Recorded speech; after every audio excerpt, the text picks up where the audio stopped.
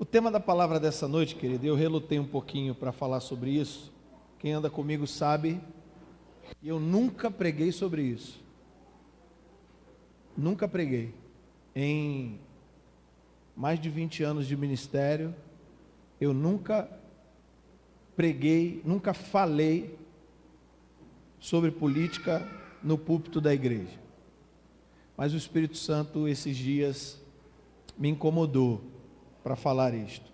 Ontem eu pontuei alguma coisa aqui com os alunos do SECAM. Obrigado, filho.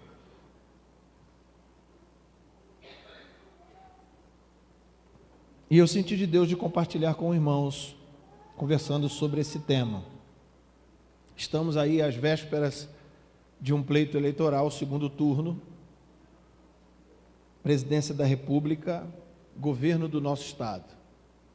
E nós precisamos nos posicionar e entender o que estamos fazendo e quem estamos sendo nesse momento.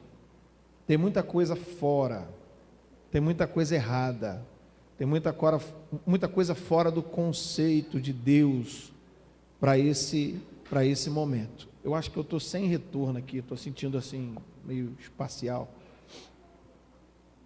Então eu queria que você abrisse a sua Bíblia, 1 Pedro, capítulo 2, verso 17.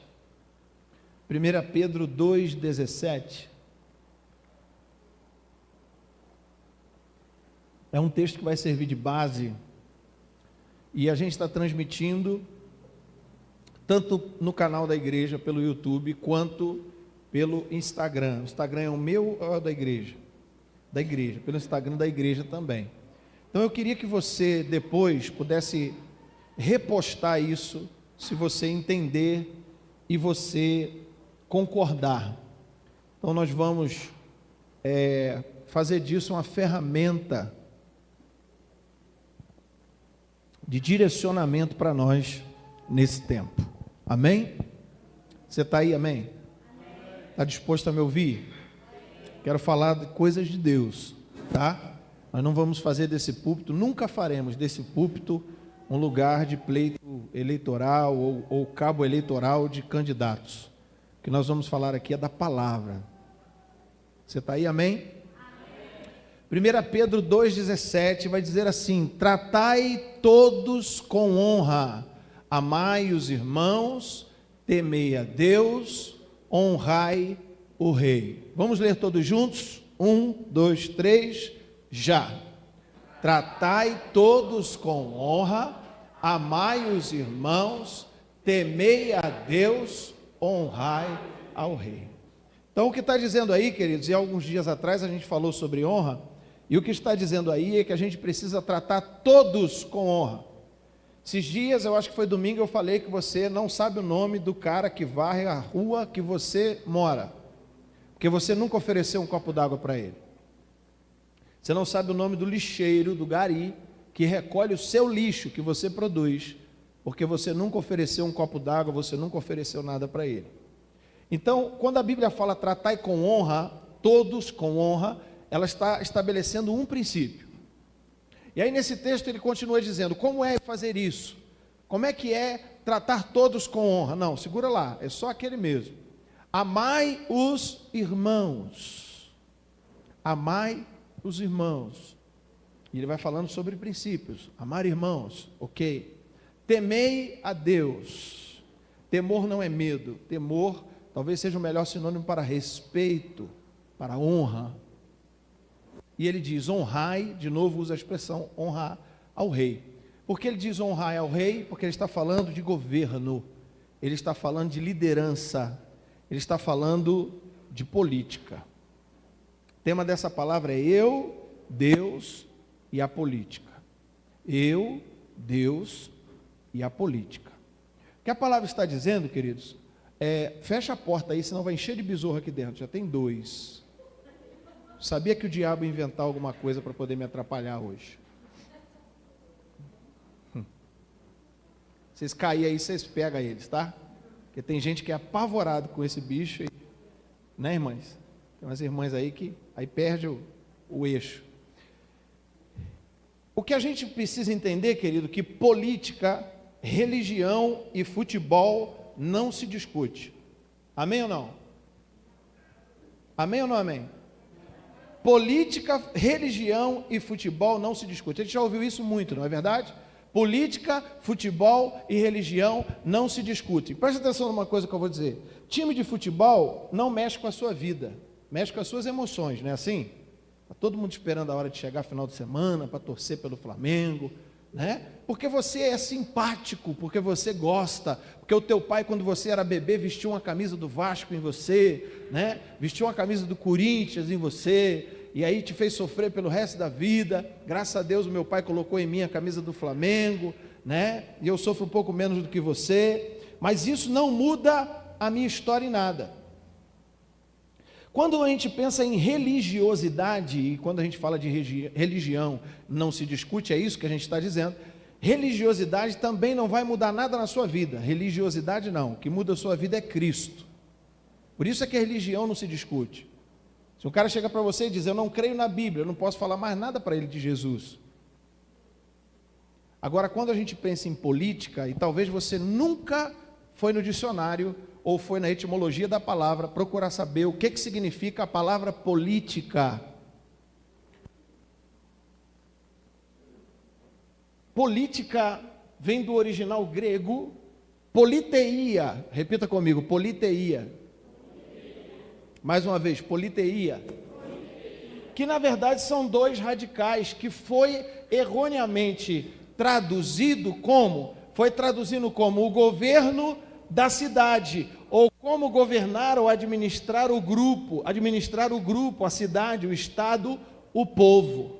Policidade. Agora, uteia, que é a segunda partícula, uteia, ela não significa apenas cidade ou governo, mas ela significa tel, Deus. Politeia, governo.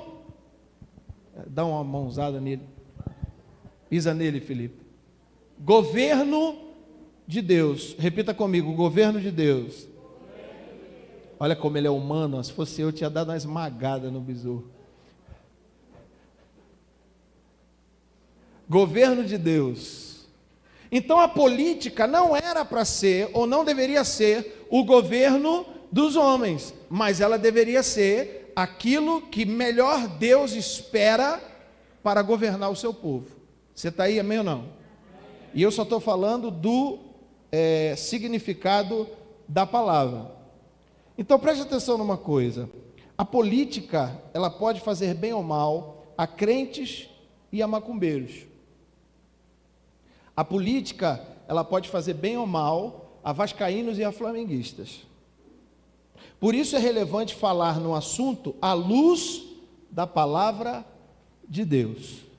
Eu não vou dar a minha opinião, lulista ou bolsonarista, Casagrande ou Manato.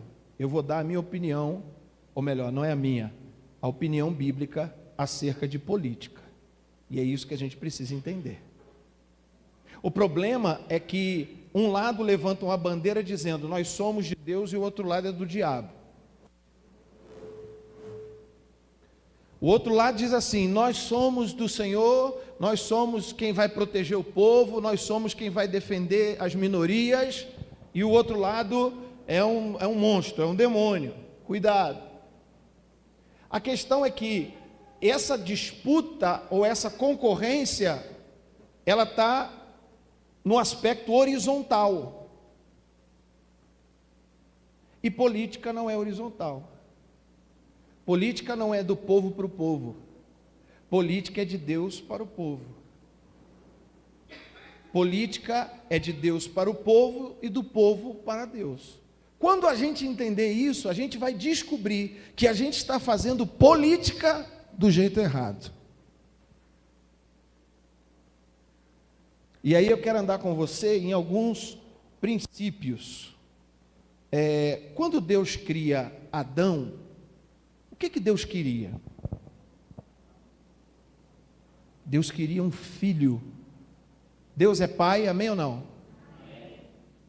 Então Deus é pai porque ele gerou um filho. Deus cria Adão do pó da terra e sopra em suas narinas o seu ruá, o seu espírito, dá a ele uma alma vivente, coloca nele a imagem e a semelhança do Senhor, porque Deus queria uma família. E antes do pecado, escute isso, Deus se relacionava com Adão de uma forma aberta, sem restrições, sem pecado, sem mácula, sem mancha, sem desobediência. A nudez do homem não o envergonhava. Deus estava com ele todos os dias na viração do dia e conversava, talvez de uma forma muito melhor do que eu e você conversamos. Só que chega um momento em que o homem desobedece, e a desobediência do homem separa o homem de Deus. E o primeiro modelo de governo que eu gostaria de conversar com você é um modelo chamado teocracia. Repita, teocracia. Quem sabe o que significa? Pessoal do SECAM aí, se não souber, menos um ponto na prova. Como é que é? Pode. Teo, Deus, cracia, governo. Vocês correram, né? Governo de Deus. Governo de Deus. Quem era o prefeito do Éden? Quem era o prefeito do Éden? Era Adão ou era Deus?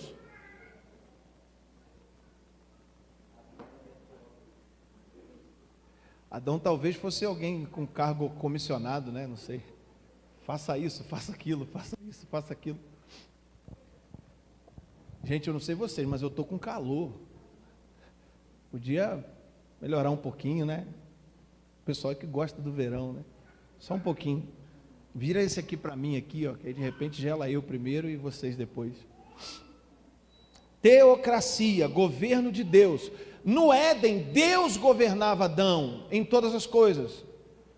Sustentava, estabelecia, permanecia, mantinha, era Deus. Deus estava no domínio de tudo. O homem peca, então o homem precisa sair do Éden. Por quê? Porque no centro do Éden havia uma árvore chamada árvore da vida, da qual Adão se alimentava o tempo todo, que se a gente for parar para pesquisar a fundo, a gente vai entender que essa árvore da vida era o próprio Senhor Jesus, que alimentava Adão para a eternidade.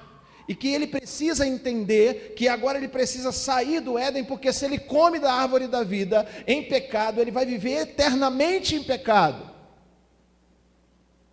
Então ele é tirado do Éden, então começa um processo de tentar governar o homem de uma forma que ele responda a esse governo. Eu escrevi algo aqui, eu quero participar a vocês. Deus cria o homem para ter uma família. Deus governa soberano. Esse era o plano original. Mas olha só o que acontece. Êxodo 32, versículo 4. Projeta para mim, por favor. Êxodo 32, verso 4. Olha o que diz lá. Este, recebendo-as das suas mãos, trabalhou o ouro com o buril e fez dele um bezerro fundido. Então disseram: são estes, ó Israel, os teus deuses, que te tiraram da terra do Egito. Essa história você já conhece. Deus chama o povo dele e diz assim: eu quero que vocês venham a mim. Olha Deus querendo governar. Venham a mim no alto do Sinai, no alto do monte. Depois você lê o texto todo, porque não dava para eu passar tudo para você aqui. Pega os versículos chaves e lê tudo em casa, para você confirmar se eu estou falando verdade ou bobeira aqui. Então o que acontece? O povo olha para o monte. O que tinha no monte? O pastor Felipe falou aqui hoje. Estava fumegando, pegando fogo, relâmpago, trovão, raio, fogo. O povo olhou para o monte e falou: Moisés, quem poderá subir ali? Ninguém pode, nós somos pecadores, mas Deus queria que o povo subisse. Ou seja, eu quero governar sobre vocês, eu quero revelar a vocês coisas sobrenaturais, eu quero dar a vocês coisas tremendas. O povo: não queremos não. Fez igual Adão de novo, falou para Moisés: vai e sobe. Moisés então encara o desafio e sobe. Só que Moisés some para lá, não é isso? E aí o povo fica aqui embaixo, esse homem morreu para lá, gente, o que a gente vai fazer? Todos os reinos em volta, todas as pessoas em volta, adoravam um boneco, uma estátua de pedra, de madeira, de metal. Baixa um pouquinho, que aí eu aproximo um pouco aqui, está esquisito para mim. Aí eles falaram, vamos fazer um para nós também. E aí eles fazem um bezerro de ouro. O que eles queriam? Algo que governasse sobre eles, mas que eles pudessem ver, tocar, pegar. Ok? É por isso que o povo se vende por um auxílio de R$600. Você está aí? É por isso que o povo se vende por picanha. Eles acharam que eu ia falar de um lado só, né? Tudo que eu falar, eu vou falar de dois lados. E no final eu vou falar de que lado que eu estou. Então, se você está curioso, fique até o final. Por quê? Porque os 600, meu irmão, é o meu bezerro de ouro. Porque a minha picanhazinha no final de semana, o meu churrasquinho, é o meu bezerro de ouro. É aquilo que satisfaz a... E aí sai a teocracia e entra a antropocracia. O que é antropocracia? Governo do homem. Eu quero governar. Por que eu quero governar? Eu quero governar porque eu quero fazer do meu. Toda vez que o homem quis fazer do jeito dele, deu. E cuidado, porque domingo pode dar errado de novo.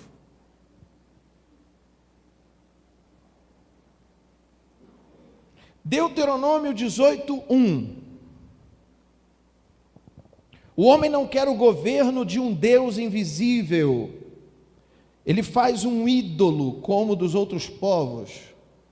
Deuteronômio 18:1. Os sacerdotes e levitas e toda a tribo de Levi não terão parte nem herança. Presta atenção. Eram quantas tribos?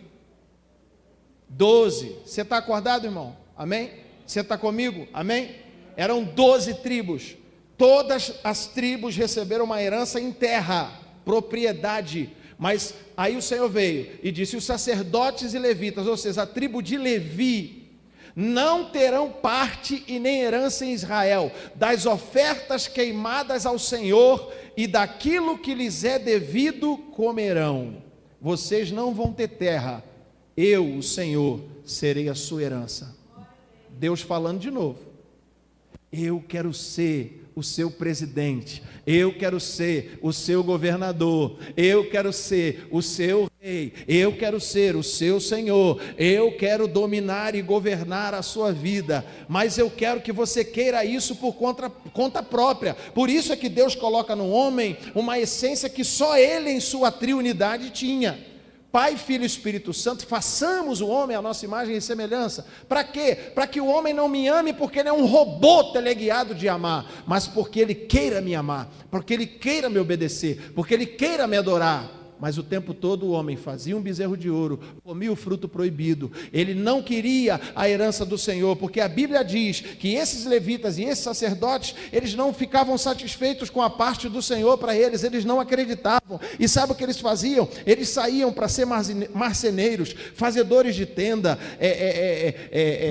pessoas que trabalhavam em qualquer outra coisa, mas não ficavam no ofício sacerdotal e levítico. Por quê? Porque o homem tem dificuldade de acreditar num Deus invisível.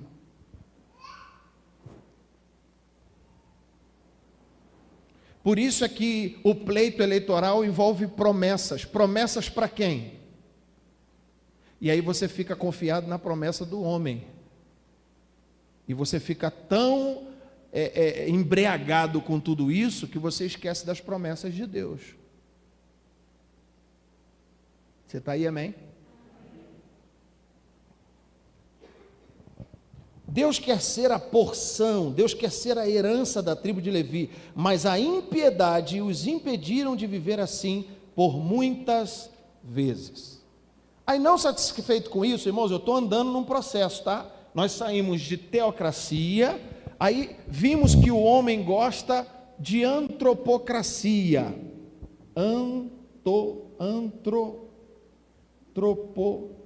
palavra difícil, né? Cracia, governo do homem. O homem gosta disso. O homem gosta de ter o controle. Quem não gosta, né, irmãos? Por que o homem, sexo masculino, por que ele gosta de carro, moto, velocidade? Eu estou no controle. Eu estou no controle. Eu mando, eu governo. Estou na frente, estou no comando. Tá? E aí apareceu uma coisa chamada monarquia.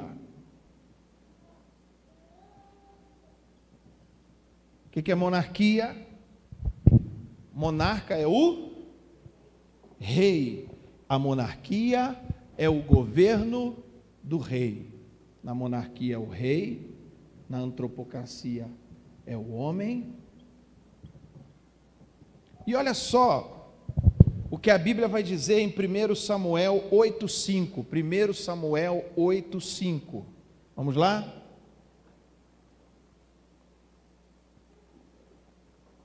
E lhe disseram: vê, já estás velho. Eles estavam falando com Samuel. Quem? O povo. Samuel, era comum acontecer o quê? O pai passar para o filho, o ofício sacerdotal, levítico. E aí Samuel passa para os filhos dele, só que os filhos deles não estavam fazendo como ele fazia. E aí o povo faz uma eleição, faz um voto, faz uma assembleia democrática. E aí o que eles fazem? Você já está velho e os teus filhos não andam pelos teus caminhos. Constitui-nos, pois, agora um rei sobre nós, para que nos governe como o tem todas as nações. Agora vocês vão ficar de queixo caído, preste atenção. Deus queria ser o rei do seu povo. Deixa eu ser o presidente de vocês, assim diz o Senhor. Deixa eu governar sobre a vida de vocês. Deixa eu fazer de vocês um povo completamente diferente de todos os outros da terra. Mas o povo queria ser igual aos outros. Não, todo mundo tem um rei, por que só a gente não tem rei? E olha a resposta de Deus. Coloca 2 versículos para frente, verso 7, 1 Samuel 8, 7. Olha o que ele vai dizer: disse o Senhor a Samuel: atende a voz desse povo em tudo o que te diz, pois não rejeitou a ti, mas a mim, para eu não reinar sobre ele. Deus fala assim: pode atender essa galera, pode atender esse povo, porque eles não estão rejeitando a você, eles não estão rejeitando o governador, eles não estão rejeitando o presidente, eles não estão rejeitando o sacerdote, eles estão rejeitando o rei dos reis, o Senhor dos senhores. Deus queria ser o rei do seu povo, mas o povo quis um rei como o das outras nações. Foi um dos primeiros experimentos democráticos, biblicamente falando, foi quando o povo resolveu levantar um homem. E aí escolheu quem? Saul. Por quê? Porque Saul era homem de guerra. A Bíblia diz que ele era forte. A Bíblia diz que ele era bonito. Acredito que na época a mulherada devia ficar doida. Uau! Vocês lembram de um presidente que foi eleito porque era bonito? Alguém lembra disso? Os mais antigos aqui? Quem, mas ele? Fernando Collor de Mello. Ele era considerado engomadinho, bonitinho. Nos comícios dele a mulherada ficava... Sabe o que ele fez? Ele foi na poupança de quem tinha dinheiro na poupança e pegou tudo. Quem tinha poupança aqui na época do Collor de Mello? Pois é. Tinha, Rubem? Pois é. O engomadinho te roubou. Porque o homem vê de uma forma, mas Deus vê de outra. Quando foram escolher Davi, e foi feita lá uma mesa, todos os irmãos estavam em volta, e aí chegou o irmão guerreiro grandão, chegou o outro menorzinho, o outro. O menino de Deus não está na casa, não está na mesa, está faltando algum menino, está lá cuidando de ovelha, lá no curral, manda chamar. Quando entra, raquítico, pequeno, bonitinho, franzino, e Deus vai falar: é esse, porque Deus não vê como o homem vê. Deus sonda o coração. O homem vê as promessas políticas, o homem vê a propaganda eleitoral gratuita, o homem vê essa internet que está completamente poluída com política humana e perde os olhos da política do céu. Diga misericórdia. E aí o homem veio com a melhor de todas as invenções. Ele cria a famosa e tão brigada nesses dias democracia.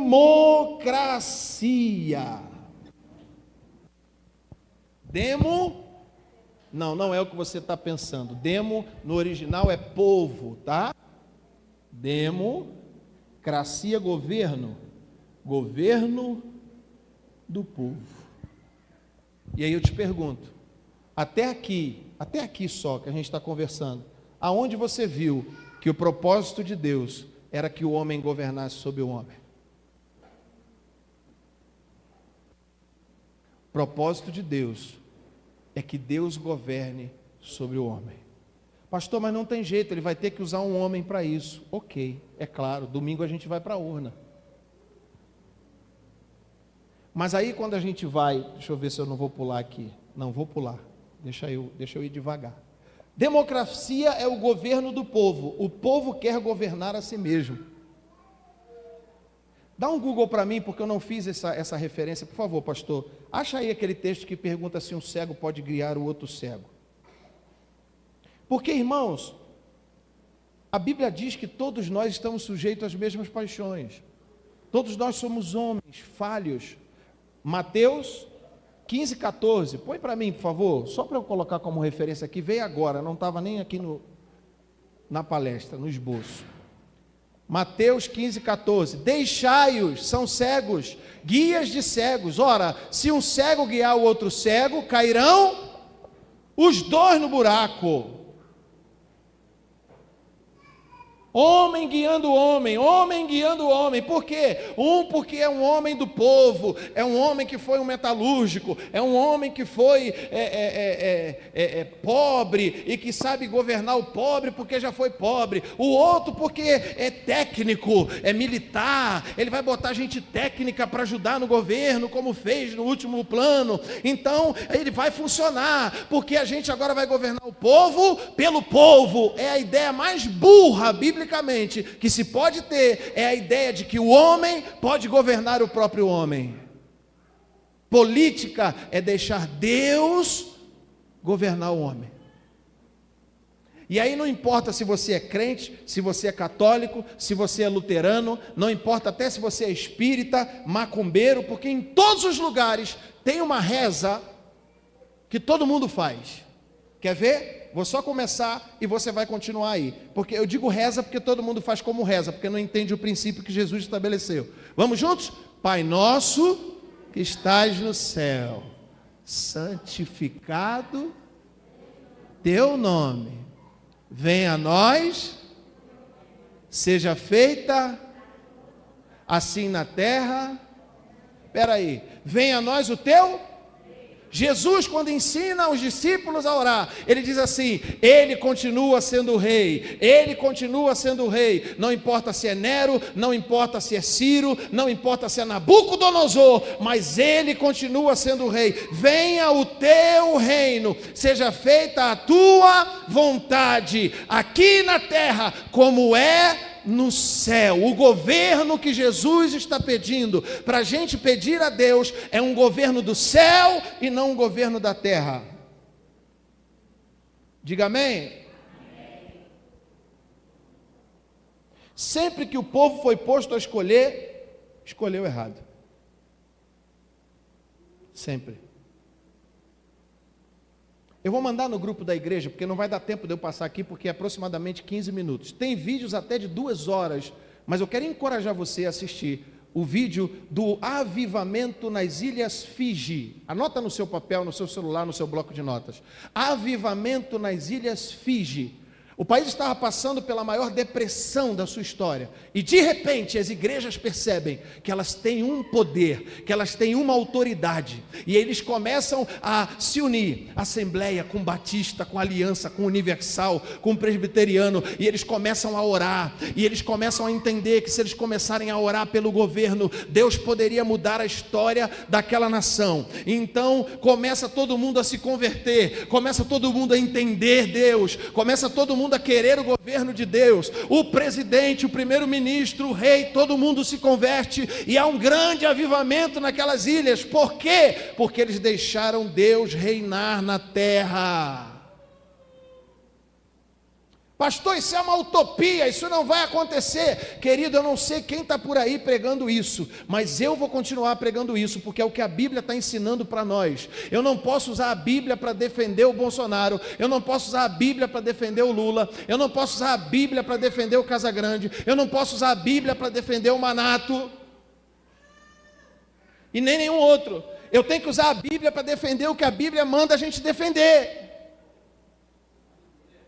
Pastor, não, mas o problema é que um defende um aborto. Eu falei isso ontem aqui no SECAM. Irmão, vocês já sabiam que existe lei no Brasil para abortar? Sabia que se uma mulher for estuprada, ela pode abortar? É liberado. Cadê os crentes brigando por isso antes do pleito político? Cadê? Não, não pode abortar. Não, nós somos crentes, nós somos contra o aborto. Cadê os crentes? Porque virou uma pauta simplesmente eleitoral. Crente nenhum falava nisso antes do pleito eleitoral. Ah, mas se o neném for aencefálico, né? Se estiver sem cérebro, quando fizer o ultrassom, não tem cérebro, mata, vamos matar. Porque quando nascer, não vai nascer, né? Vai morrer. Não adianta gerar. Ei, meus irmãos, tem um coração batendo ali. O nosso Deus é um Deus de milagres. A minha filha morreu no ventre da minha esposa quando ela estava com 6 meses de gravidez. A médica falou, não tem batimento. Ouviu com um aparelho, com 2, com 3. Nós oramos. E no dia seguinte, a ultrassom, o médico da ultrassom disse assim, a menina está ótima, por que você está fazendo uma ultra tão perto da outra? Porque o nosso Deus é poderoso para transformar a morte em vida. Mas cadê os crentes dizendo, não matem os bebês aencefálicos, não matem os bebês que não têm cérebro no ventre, antes da política? Porque a igreja está muito confortável com a bundinha nas cadeiras dos seus templos, escolhendo qual a música mais gostosa e mais bonita para a gente dar uns pulinhos, glória, levantar a mão e de vez em quando dar até um retetezinho para ficar legal.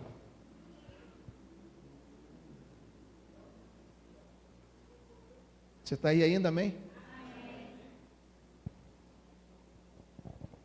E existe nesse tempo algo que Deus quer estabelecer sobre nós, que é um governo, vou botar de outra cor aqui, para não ficar confuso.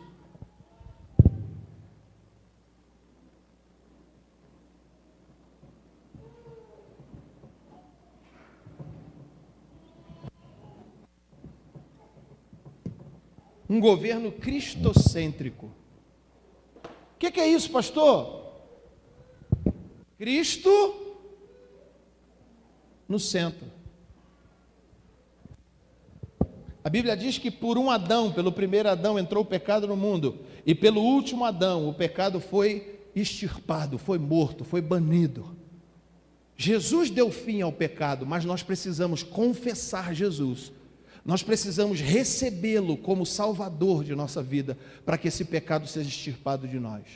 Quando isso não acontece, sabe o que acontece? Nós vivemos um evangelho, uma religiosidade mentirosa. Quando nós entramos no cristocentrismo, ou seja, Cristo está no centro de todas as coisas, nós temos lutado com isso lá em casa, vocês sabem disso. A Camille vive com dor de cabeça, e essa semana ela começou, papai, agora não é só dor de cabeça, estou com dor nas juntas.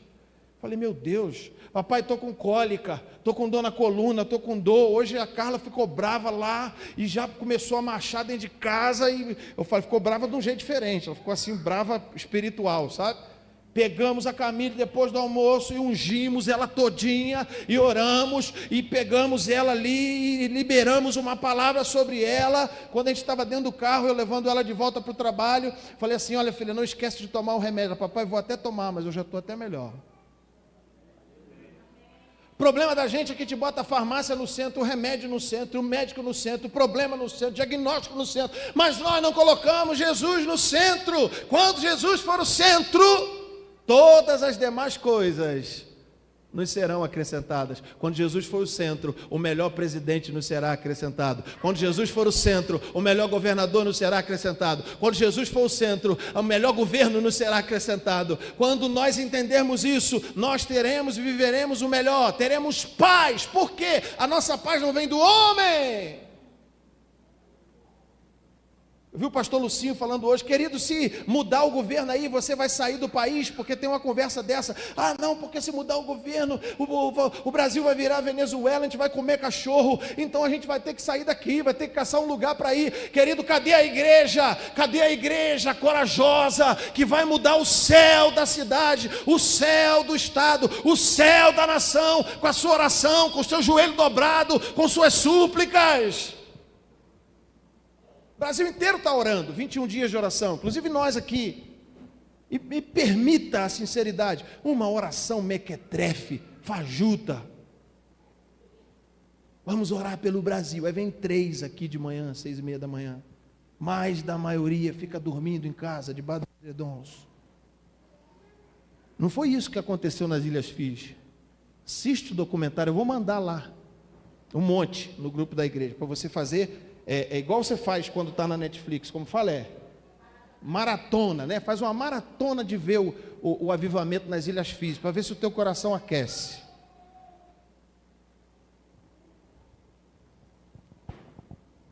Cristocêntrico, é Cristo no centro. Esse deveria ser um modelo de governo sobre o qual deveríamos estar vivendo. O homem que está em Cristo conhece o coração de Deus e denuncia qualquer governo que não venha do alto. Agora eu queria que você anotasse essa frase em algum lugar. A resposta não está nas urnas, a resposta está nos joelhos. A nossa resposta não virá das urnas, a nossa resposta virá da nossa oração. Você está esses dias começaram no grupo da família, né? Um joga uma coisinha, lulista. O outro joga outra coisinha, bolsominion.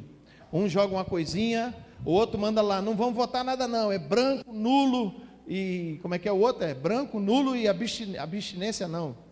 É abstenção, né? Quem falou abstinência foi o Leonardo. A abstenção, né? Plebiscito. Cara, que viagem é essa, velho? Que viagem é essa? Crente falando um negócio desse. E aí eu quero, para a gente caminhar para o final, que você observe algumas verdades. E você veio curioso para saber em quem eu vou votar, e eu vou falar. Fique tranquilo. Observe algumas verdades. Daniel 2:21. Daniel 2:21.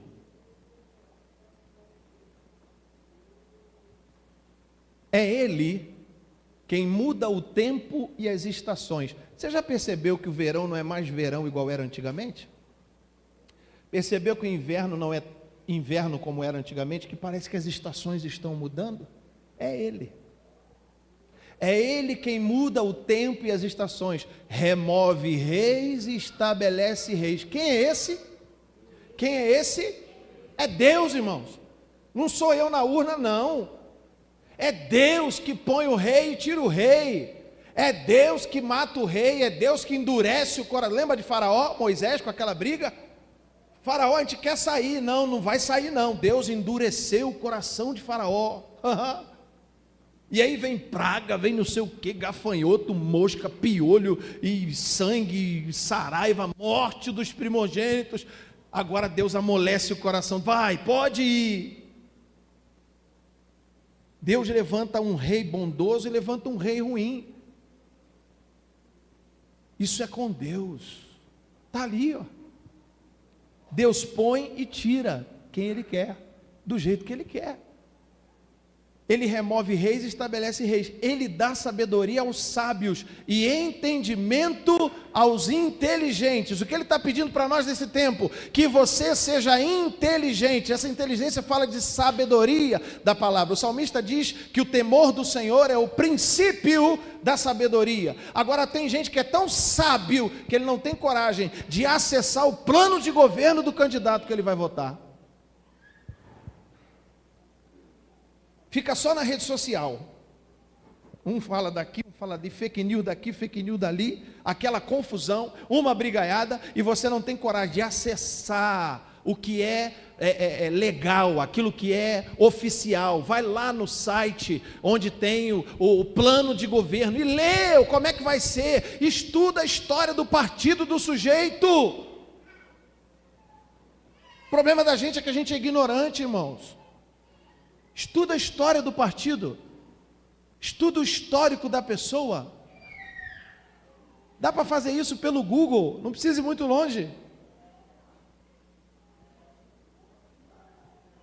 Eu era pastor numa denominação onde, para receber o pastor, para eu ir para a igreja, para ser pastor da igreja, eu já tinha que chegar, presta atenção, olha para cá, eu já tinha que chegar com uma carta de recomendação da igreja de onde eu estava vindo. Ó, o cara é legal. Segundo, eu já tinha que chegar com meu nada consta de tudo que você pensar, SPC, Serasa, criminal, tudo que você pensar de empresa, né? Tudo que você, eleitoral, tinha que estar tudo, aquele monte de nada consta, pastor para a igreja, e aí tinha uma comissão lá, democrática, que ia analisar os meus documentos, e aí eu tinha que apresentar o meu currículo, fui pastor em tal igreja, estudei em tal seminário, fui formado em não sei o que, formado em não sei o que lá, formado em não sei o que lá, para ser pastor da igreja. E aí o cara tem isso tudo, entra na igreja, daí algum tempo, ele se corrompe, porque ele é homem. Você conhece a história de algum pastor que se corrompeu com dinheiro? Você conhece a história de algum pastor que se corrompeu com mulher? Você conhece a história de algum pastor que se corrompeu com fama? Você conhece a história de algum pastor que se corrompeu por tantos outros motivos? Ele tinha tudo prontinho, tudo direitinho, tudo arrumadinho. Romanos 13:1. E aqui está um dos problemas que a igreja vive e tem dificuldade. Todo governo é posto por Deus e não pelos homens. Todo homem esteja sujeito às autoridades superiores, porque não há autoridade que não proceda de Deus, e as autoridades que existem foram por ele instruídas. Por exemplo, acho que foi o pastor Felipe que falou ontem a situação da Dilma e do Brasil. Não foi você que falou? Ou foi o Todd? Ou um de vocês dois? Foi você, Todd? Todd ontem falou uma coisa que eu achei interessante. Vocês lembram daquela derrota do Brasil para a Alemanha de 7-1? Quem não lembra, né? O apagão, que apagão? Gol, 7 gols, um atrás do outro. Aí o Todd falou que ele ouviu um profeta, alguém dizendo, que naquela mesma ocasião, quando a presidenta Dilma entrou no estádio, foi nesse jogo? Na abertura. Quando a presidenta Dilma entrou na abertura, o que o Brasil inteiro fez? Vaiaram a Dilma. A Dilma estava fazendo certo? Talvez não. Certamente não. Mas a responsabilidade era do público que estava para assistir futebol desonrá-la? Não. E por que será que o Brasil perdeu de 7-1? Será que não dá para associar uma coisa com a outra? Rebelião a uma autoridade que só Deus podia tratar, e vai tratar, e está tratando, e uma vergonha nacional. Um dos times mais reconhecidos e mais ovacionados no mundo inteiro, a seleção brasileira de futebol, sai envergonhada numa goleada de uma Copa do Mundo. É interessante se pensar, não é? Todo homem esteja sujeito às autoridades superiores, porque não há autoridade que não proceda de Deus, e as autoridades que existem foram por ele instituídas.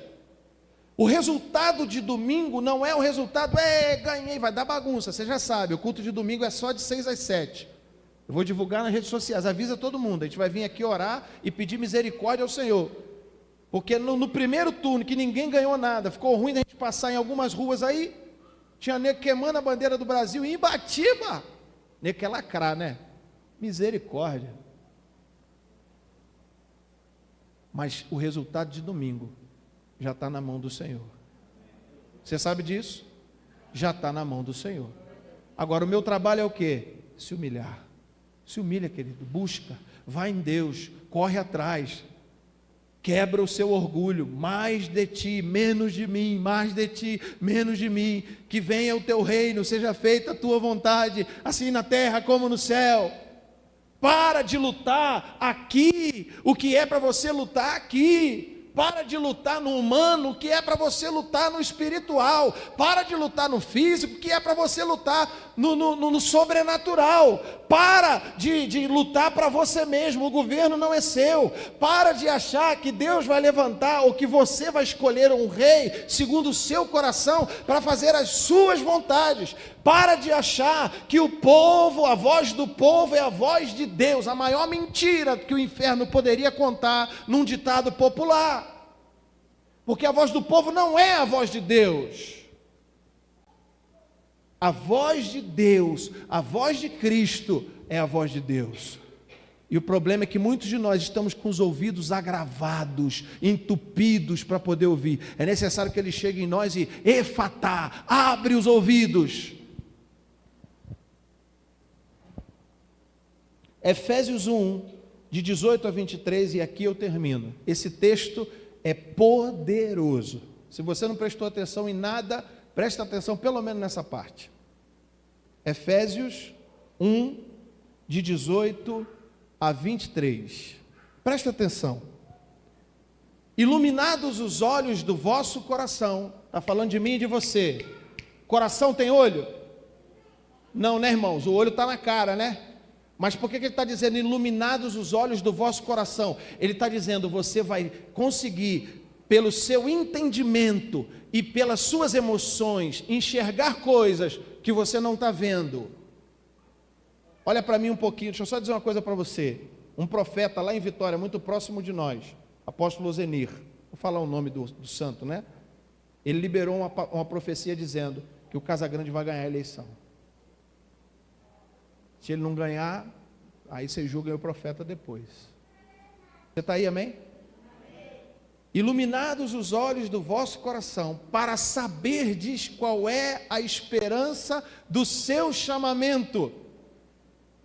Preste atenção, esperança do seu chamamento. Você foi chamado para algo. Você foi chamado não para ter uma esperança de esperar, mas para ter uma esperança de esperançar. Você sabe a diferença? Tem muita gente que cruza os braços, senta num banquinho e fica esperando acontecer. A esperança de esperar não vai te levar a lugar nenhum, mas a esperança de esperançar enche o seu coração de expectativa de que o Brasil vai ser o celeiro do mundo, vai ser o país onde as pessoas vão olhar e vão dizer, de lá vem a glória de Deus, de lá vem a resposta das nações, de lá vem a oração do povo que cura os enfermos do mundo. Isso é esperança de esperançar. Mas a gente não nutre isso, a gente bota todas as cartas no Bolsonaro, todas as cartas no Lula. Não dá. Maldito o homem que confia no e põe no seu braço a força do seu poder. Não dá para confiar nem no homem e nem no homem. Então quem restou?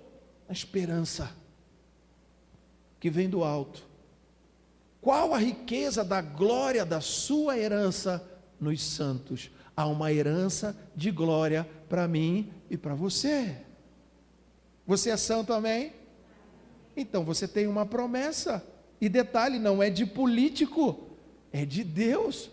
A Bíblia diz que ele não é homem para que minta, nem filho do homem para que se arrependa. Então ponha a sua confiança onde você precisa pôr. Verso 19.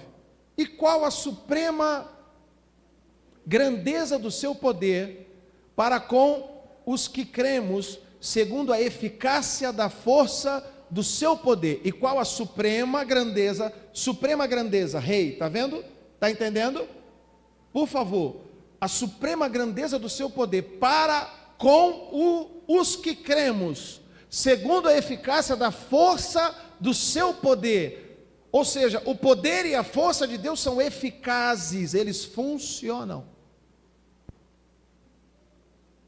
O qual exerceu em Cristo, ressuscitando dentre os mortos, fazendo sentar à sua direita nos lugares celestiais. Diga, Jesus é rei. Diga, Jesus já está no trono. Diga, Jesus já governa. Jesus já preside. Jesus é o Senhor. Aleluia. O qual exerceu ele em Cristo, ressuscitando dentre os mortos e fazendo-o sentar à direita nos lugares celestiais. Agora pega essa, hein? Se prepara. Acima de todo principado. Você sabe o que é um principado? É quem governa uma região, é príncipe, é chefe, está acima de. Jesus está acima de todo principado e potestade e poder e domínio e de todo nome que se possa referir, não só no presente século, mas também no vindouro. Jesus está acima do Manato, está acima do Casagrande, está acima do Bolsonaro, está acima do Lula, o nome dele está acima do presidente que vai vir depois desse pleito, e depois desse pleito, e depois do outro pleito. O nome dele já está acima de todos esses nomes. 22. E pôs todas as coisas debaixo dos, para ser o cabeça sobre todas as coisas, o deu a. Ei, quem é a igreja aí? Levanta a mão, diga amém. Amém. E por que você ainda não entendeu que o poder de Jesus, que está acima de todos os poderes, também foi dado a nós? Porque, irmão, o prefeito está aqui, eu estou aqui, irmão, porque eu também estou nesse lugar aí, ó, sentado com Cristo. Eu não vou para a prefeitura para ficar puxando o saco do prefeito, me desculpa. Eu não vou para conselho de pastor que fica puxando o saco de prefeito, eu não vou. Uma vez chamaram o Billy Graham e falaram: Billy Graham, tu é um cara muito famoso, tu é um pastor muito proeminente, você pode ser presidente dos Estados Unidos. E ele disse assim: eu não posso me rebaixar, porque nós somos embaixadores do Eterno, nós somos embaixadores do Rei dos Reis, do Senhor dos Senhores. Nós estamos num lugar, querido, acima desses homens. Nós precisamos ver e entender o que eles não estão vendo e nem entendendo. Você não vota por osmose, você não vota em quem o pastor vota, você não vota em quem o seu marido vota, você vota debaixo de uma direção do Eterno para a tua vida. Ora, já orou? Orou por um, orou pelo outro. O problema é que o cara já é tendencioso e só ora por um. Abençoa o fulano, abençoa o Lula, abençoa o Lula, abençoa, amaldiçoa o Bolsonaro, amaldiçoa o Bolsonaro, abençoa o Bolsonaro, abençoa o Bolsonaro, amaldiçoa o Lula, amaldiçoa o Lula. Ora pelos dois. Pede a Deus direção, pede a Deus para abrir o teu entendimento. Você vai ver coisa que a mídia não está mostrando. Você vai ver coisa que, queridos, nós temos esse lugar, nós temos essa condição. Você é filho do rei, você é cheio do Espírito Santo. Alguns de nós somos batizados no Espírito Santo com dons espirituais. Dorme hoje e fala assim: Senhor, me mostra em quem eu vou votar em sonho. Tu acha que o Espírito Santo de Deus não é poderoso para fazer isso com você? Senhor, me revela, me mostra o que a televisão não está me mostrando. Ele mostra. Mas a gente deixou de ser crente para ser cabo eleitoral. Estou terminando. E pôs todas as coisas debaixo dos seus pés, para ser o cabeça sobre todas as coisas, o deu à igreja. Deu de presente para nós, irmãos. O qual é o seu corpo, a plenitude daquele que tudo enche em todas as coisas. Plenitude. Aonde está essa plenitude? Na igreja. Não é no comitê, é na igreja. Não é no partido, é na igreja. Não é no candidato, é na igreja.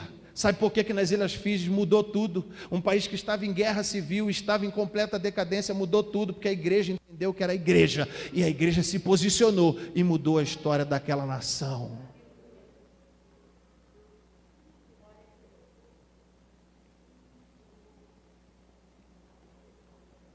A distração política democrata que estamos vivendo nesses dias nos tira do lugar de Deus para nós, acima de todo principado e potestade. Então vamos nos mover como filhos, como povo de Deus, como família do Senhor, como nação santa, sacerdócio real, herança de Deus, e não como um gado político de uma demoniocracia. Amém? Fique de pé no seu lugar.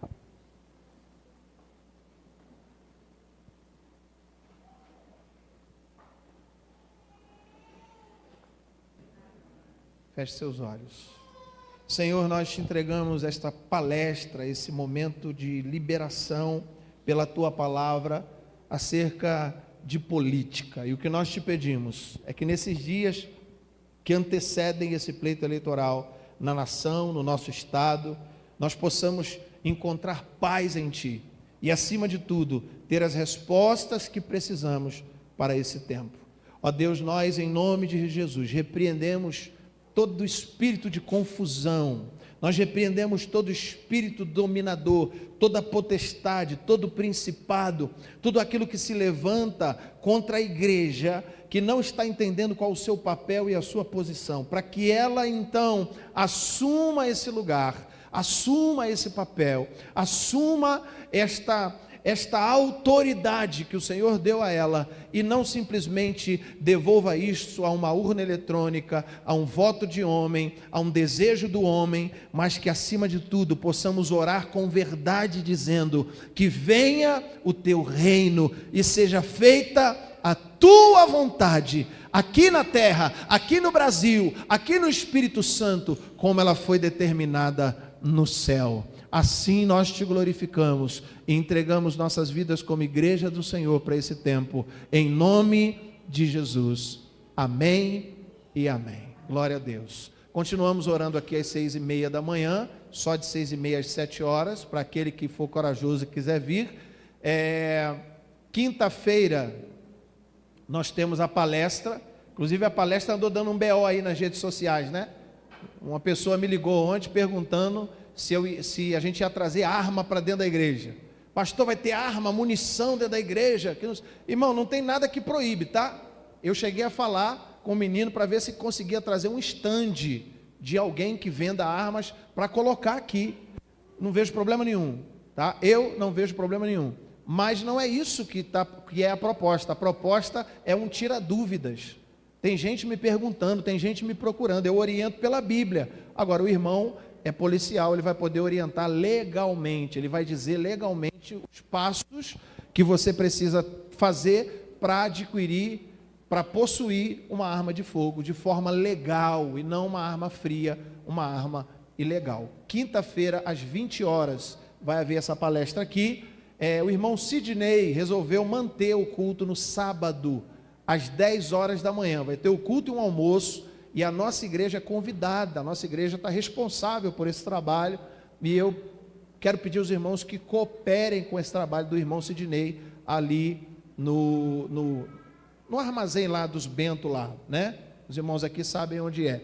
Então nós vamos no sábado, às 10 horas da manhã, estar com o irmão Sidney no culto de gratidão dele pela colheita. Domingo não teremos escola dominical, e à noite estaremos aqui apenas de 6 às 7, num tempo de oração e clamor, e voltar para casa, para dentro de casa, esperar o que Deus vai fazer na nação e no nosso estado. Amém? Alguma dúvida, pergunta, alguma jornalzinho? Celeiro, dia 12, as inscrições só até o dia 9, R$20, tá? Estará conosco o pastor Felipe Dias, pastor Emerson e suas equipes, adorando, glorificando ao Senhor. Vai ser lá no Sítio Elite, no dia 12, de 7 à meia-noite. Amém? Fechou? Deus abençoe vocês, em nome de Jesus. Tem café ainda aí, Fabi? Tem? Então tem um cafezinho ali, não precisam sair correndo.